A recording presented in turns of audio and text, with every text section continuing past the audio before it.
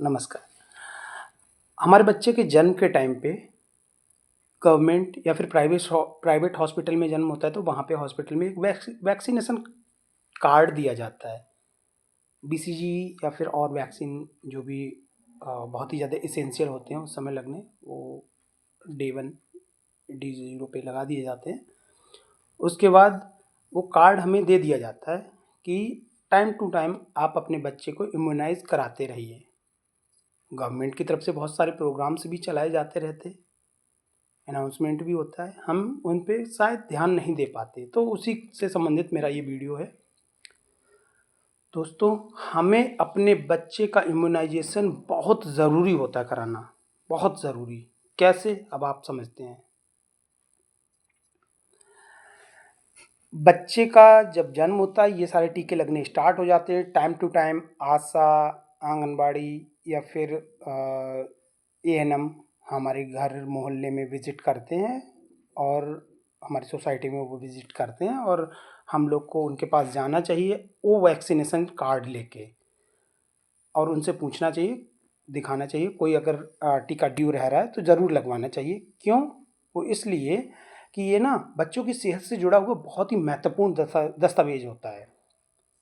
कल बच्चा जब स्कूल में एडमिशन लेता है ना, तो बहुत सारे स्कूल्स अब इस सर्टिफिकेट को मांगते हैं कि बच्चे का वैक्सीनेशन कार्ड दिखाइए। ऐसा तो नहीं आपके बच्चे से अदर बच्चों में भी इन्फेक्शन फैले, बीमारियां जाएं। ऐसे बच्चे को हम एडमिशन ही क्यों दें?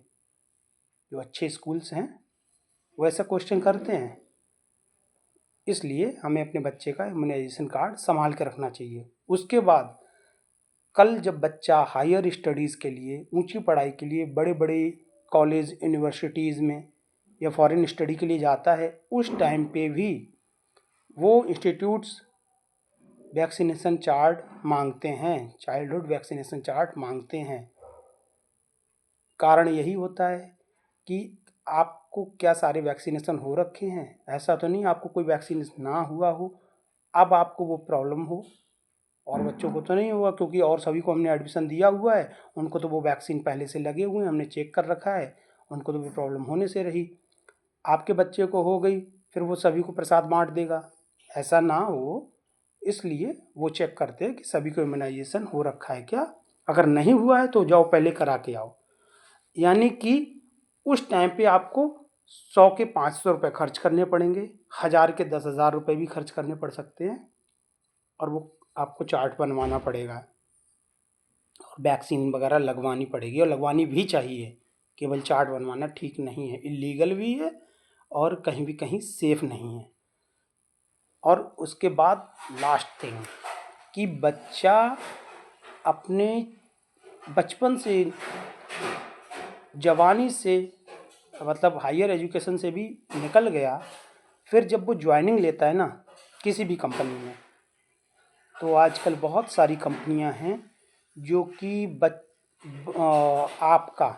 आपसे वैक्सीनेशन चार्ट मांगती हैं, चाइल्डहुड वैक्सीनेशन कार्ड मांगती हैं कि क्या बचपन में आपको सारी वैक्सीन लगी थी, आप सुरक्षित हो। ऐसा तो नहीं आप हमारी कंपनी को ज्वाइन कर लिए, फिर कल को आपको कोई प्रॉब्लम हुई और फिर वो प्रॉब्लम हमारे और भी एम्प्लॉयज़ में डिस्ट्रीब्यूट हो। सोचिए कितना ज़रूरी है। और उस टाइम पे बेरोज़गारी इतनी है दोस्तों कि उस टाइम पे हमें लगता है कि अरे हमारा क्या खर्च हो जाए, हमें जल्दी से ये कार्ड मिल जाए और हम कंपनी को दिखाएं। हम 100 के 500, 1000 के 10,000 खर्च करने को भी तैयार होते हैं। तो क्यों ना हम शुरुआत में ही ये करके चलें। ओवरऑल मेरा कहना यही है कि वो जो बच्चों का इम्यूनाइजेशन कार्ड है, हमें उसे सुरक्षित अपने पास किसी सुरक्षित जगह पे एसेंशियल डॉक्यूमेंट्स समझ के, एसेंशियल डॉक्यूमेंट्स के साथ रखना चाहिए, जिससे कि ज़रूरत आने पे हम वो दिखा सकें। Thank you.